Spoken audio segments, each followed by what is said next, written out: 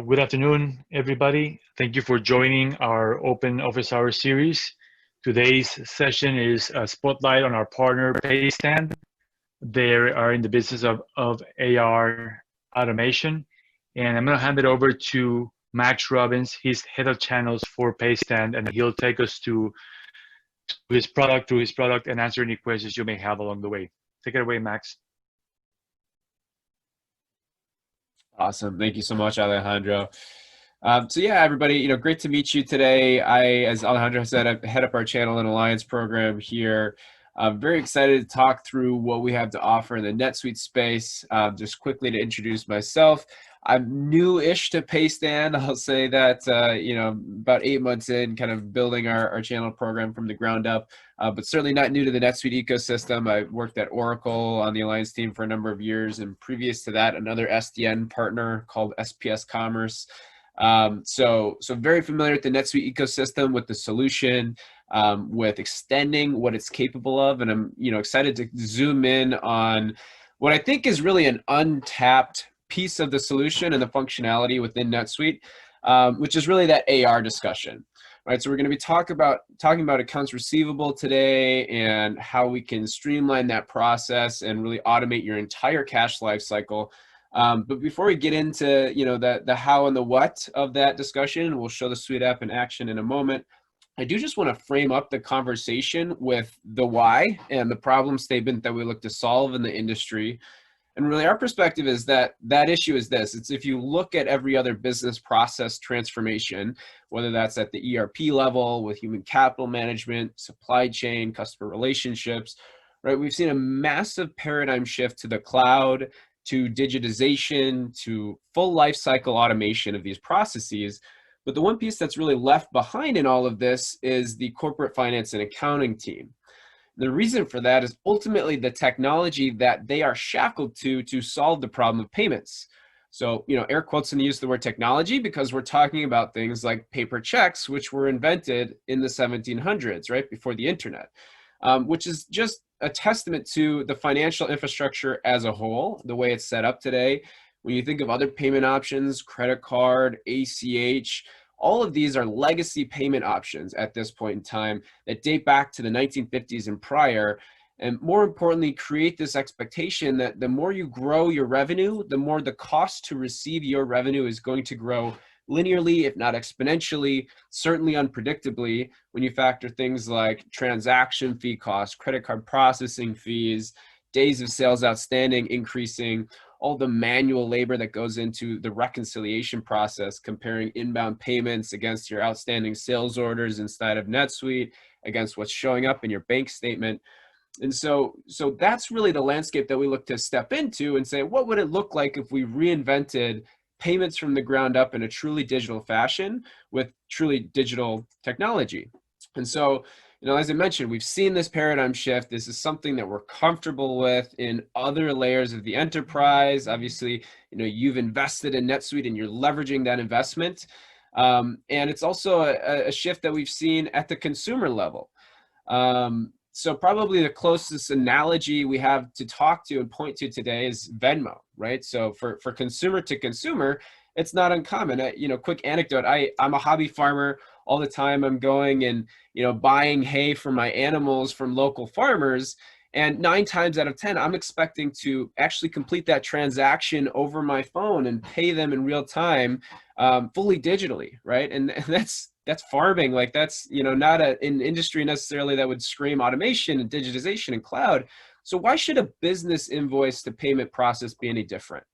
Right. So if we zoom that discussion back into NetSuite, back into the accounts receivable process, this is really everything that we look to solve for, regardless of how you're doing it, right? You need to have a banking process, something to actually send the bills out, the invoices to your customers, something to move payment from point A to point B, credit card processors, payment gateways.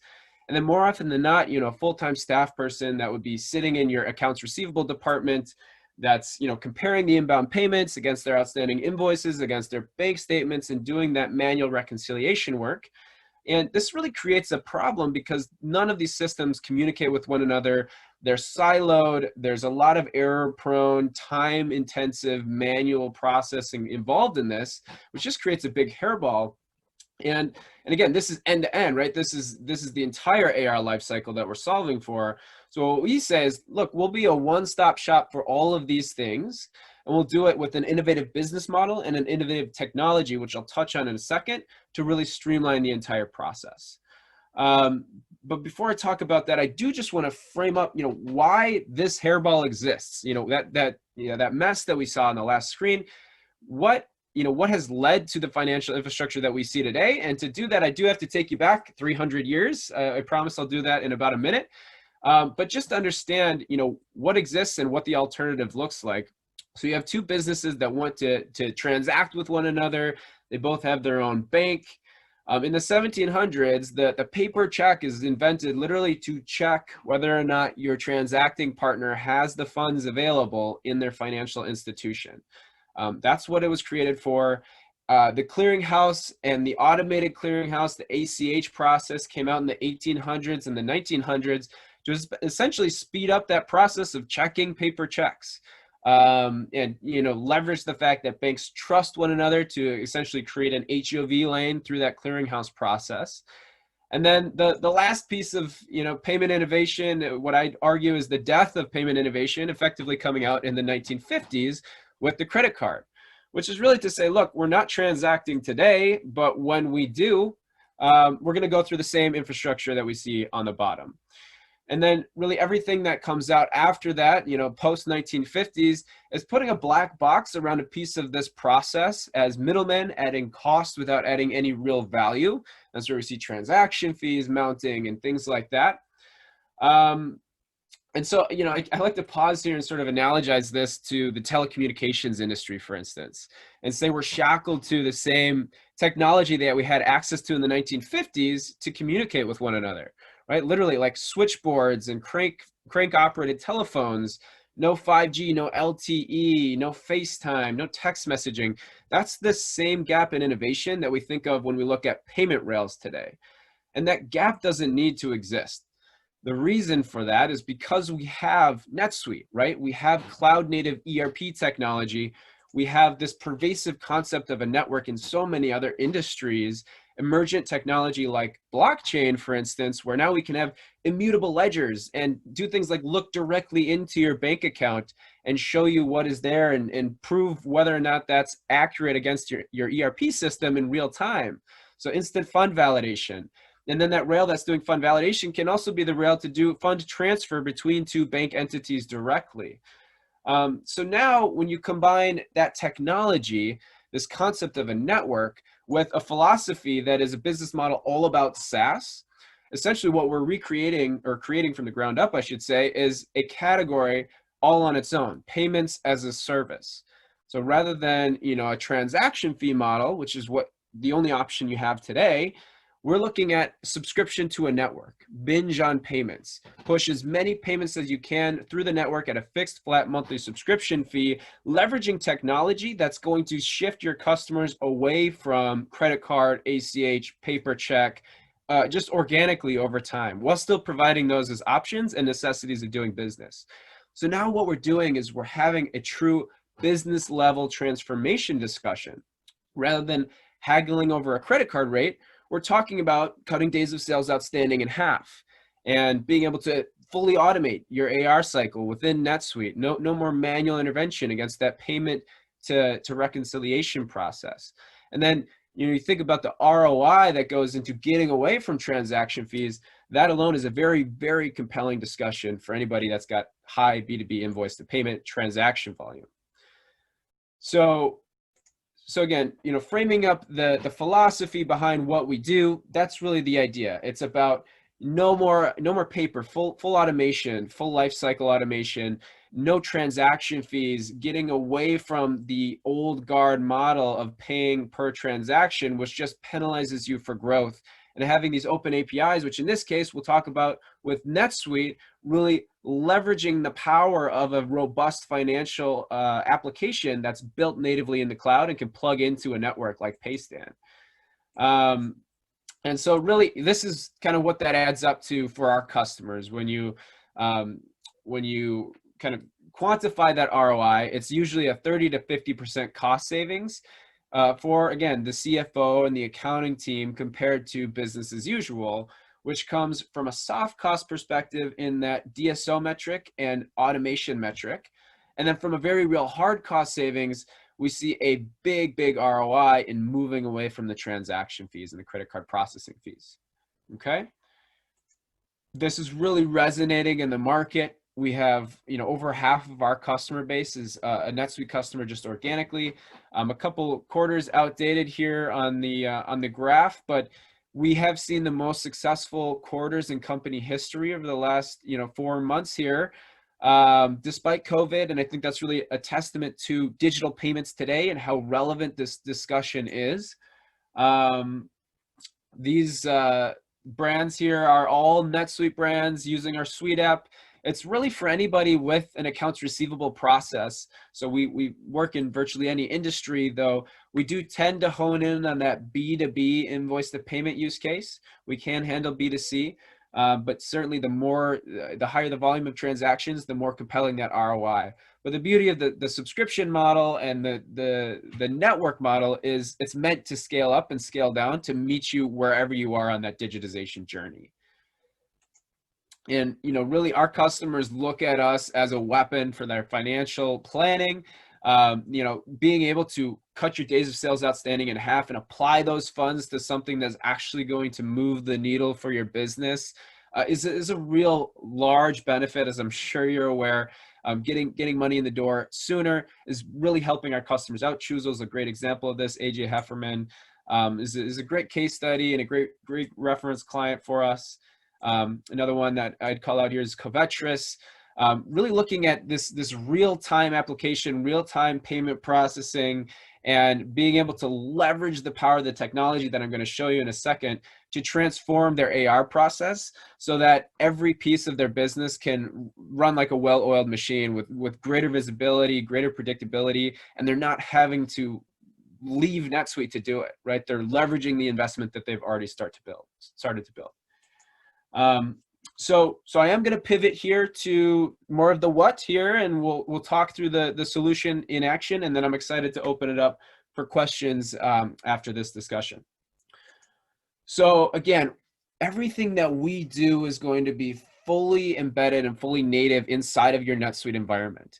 So we work right off of the sales orders and the invoices themselves. You're not changing anything about your invoice process unless there's some sort of business reason to do so and business process transformation discussion.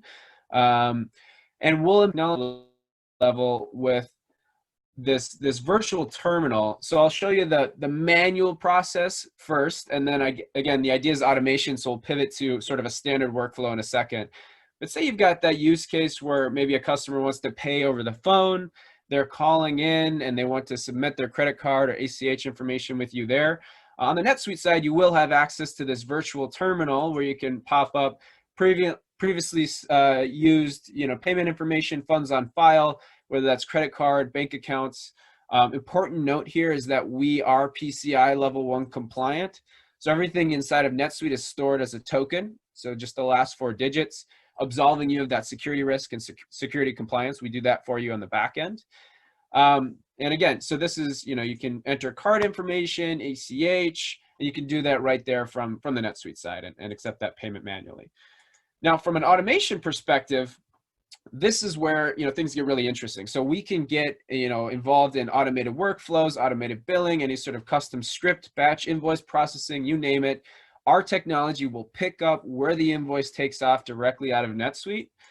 And essentially what that looks like then is this embedded call to action directly on the emailed invoice or directly on the PDF of the invoice itself that you're sending to your clients to say, hey, please pay your invoice. And when they click that button, they're going to be prompted with this payment portal experience. This is going to be fully branded with your logo, your background. So this is very much your sticky customer relationship opportunity. It doesn't have to say Paystand anywhere. And this is where they're going to see all those different payment options. So I know I kind of opened the presentation talking about card and ACH and really how those are antiquated and legacy payment options today. And that's true, but we're not also, not naive to say they don't have to be options, right? They're necessities of doing business. So we do present card, we do present ACH as an option. Quick note there is, like I said, we're not trying to make our money there. We're not trying to be a transaction fee model business. And so for card, for instance, we charge a wholesale rate across all card types of 2.29%. That's, I can say that now because that's public information. It's not going to be different depending on the card type. It's 2.29%, and that's well below industry standard, 3.5%, as well as the embedded feature functionality that we have that's very, very flexible between you and your customers on how you want to interact with cards. For instance, you can turn on payer pays fees, say an invoice above $2,000. You want to pass those credit card processing fees on to your customers if they choose to do that. Or convenience fee, you can even mark it up to 3.5, and now all of a sudden you're monetizing credit card processing fees. The same goes for ACH. There's a small transaction fee associated with 35 cents. But and again, you can pass those fees on. The idea is not that you're the one consuming those fees. The reason that you're justified in doing that, though, is because you're presenting that in tandem next to a completely free rail, our bank-to-bank network, which is Paystand's proprietary bank-to-bank payment method, which is kind of where this Venmo analogy comes back into play. So there's no transaction fee whatsoever associated with using this. And as far as an experience goes, it's much more compelling. So if they choose to do that, they're literally logging in with their bank credentials. So much easier than hunting down a routing and account number or a credit card number for that matter. And then you also have that extra layer of security. This is where that instant fund validation comes into play. If you don't have the $2,000 that you need to pay your invoice, this account isn't going to be an option. So no more non-sufficient funds scenarios or bounced checks, right? This is giving that extra layer of validation and helping to reduce that DSO metric in a significant fashion. So that's the bank-to-bank rail. It has 98% of all financial institutions in North America. Here's just a few examples of branding that payment portal. Again, this is your portal. You can customize it as much as you'd like to, including presenting different options. Say you don't want to provide card as an option at all, you don't have to. But regardless of how your customer then is paying you, excuse me, that is going to be pulled back into NetSuite against the outstanding sales order in real time. So in this case, marked as paid in full, or a partial payment would show up here as well. So this is, again, where that automation piece comes into play. No more manual reconciliation and manually applying payments to invoices. It's all real time. It's not a human intervention. But it doesn't stop there, right? So we have the communications tabs that will be updated every time these communications go out and you're interacting with your customers. The bank statements. So when the funds are actually deposited into your account, that will show in the records tab in real time as those funds are deposited from Paystand into your bank account. And then another, we'll have standard functionality around reporting. And then one other feature, functionality piece that I do want to call out that we get asked about a lot is this idea of customer statements. So, we showed you interacting with one invoice there from your customer's perspective, but say they have multiple outstanding invoices, maybe somewhat delinquent. You can generate a customer statement with all of their invoices. And when they click that pay now button, before they go to the actual checkout experience, they're going to see which invoices they have outstanding and be able to interact with them here, just choose which ones they want to go and pay. And then when they click continue, that will create a lump sum payment on the next screen so that they can they can pay all of those invoices and have the same auto reconciliation back into NetSuite against the appropriate outstanding invoices. And they can also do partial payments against these as well if they'd like to from this screen. So a lot of flexibility and power back into your hands and your hands of your customers to interact with their invoices. So I think, visuals wise, that's primarily what I wanted to show you guys today, but I would love to kind of pause and open up the floor for any discussion questions that might have come up during my presentation. Thank you, Max. We have a few participants. We'll see. The Q&A window is open for your questions. If you have any questions, please let us know.